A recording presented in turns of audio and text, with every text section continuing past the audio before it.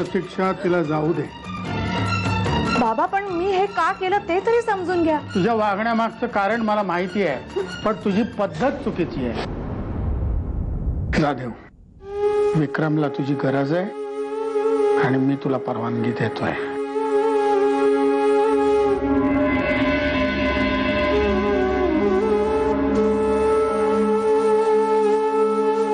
प्रतीक्षा, त्यांना थांबवायची वेळ आता निघून गेलेली आहे.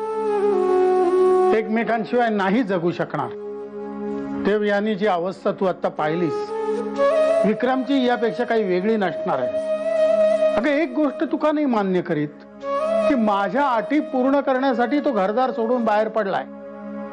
असं असताना तू जर त्यांच्याशी असं वागणार असशील तर माझ्या अटींना शेवटी अर्थच काय उरतो. बाबा, तुम्ही कितीही समजावून द्यायचा प्रयत्न केलात तरी तुमचं हे आत्ता देवला घराबाहेर जाऊ देणं मला अजिबात पटलेलं नाहीये.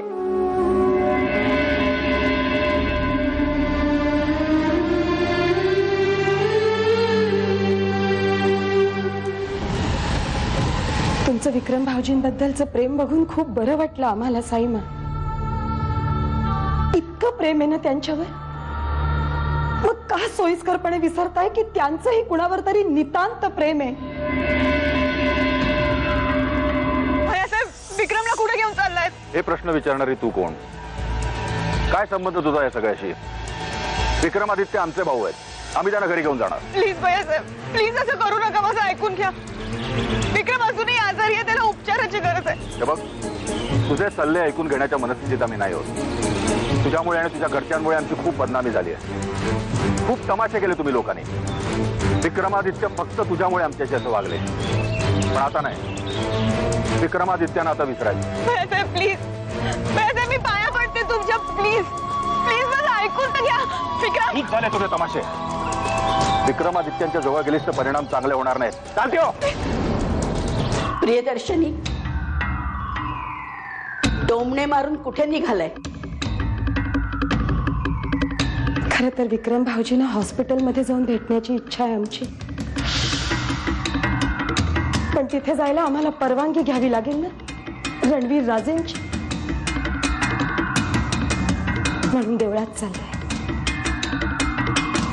भाऊजींसाठी प्रार्थना करायला. येतो. विक्रम, विक्रम भैयासाहेब तुला घरी घेऊन चालेल. विक्रम बोल ना काहीतरी. विक्रमादित्य, तुम्ही आमच्या बरोबर चला. या मुलीबरोबर राहून तुम्हालाही भिकेचे डोळ्या लागलेत. तुम्हाला आरामाची गरज आहे, तुमची तब्येत बरी नाही आहे. चला चला आमच्याबरोबर. नाही भैया साहेब, आम्ही तुमच्या बरोबर नाही येऊ शकत. मी विनंती करतो तुम्हाला, तुम्ही आता निघा.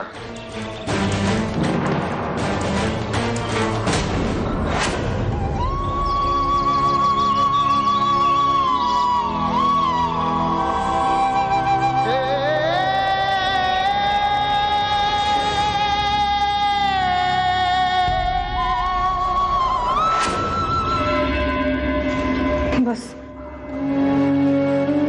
इथे तुझी काळजी घ्यायलाही कोणी नाही. अरे आहे की तू आहेस ना आमची काळजी घ्यायला. मी आत्ता आहे, रात्रभर राहणार नाहीये मी. खरंच? म्हणजे काय वेडा आहेस? मग जाऊया हॉस्पिटलमध्ये परत. वेडा आहेस का विक्रम? आता जास्त फालतू गडबड करू नकोस, आराम कर जरा. मी तुझ्यासाठी काहीतरी खायला बनवते. आम्हाला असं वाटतं की पुन्हा पुन्हा असं अपयशाचं तोंड बघण्यापेक्षा तुम्ही जर मोठ्या मनानं विक्रम भाऊजींच्या लग्नाला परवानगी दिली तर तेही सुखी होतील आणि या घराला शांती मिळेल.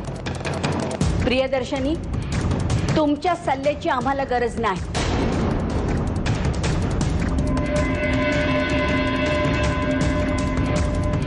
हा सल्ला नव्हता, हवं तर विनंती समजा. आम्हाला तुमच्या विनंतीबद्दलही सहानुभूती वाटत नाही.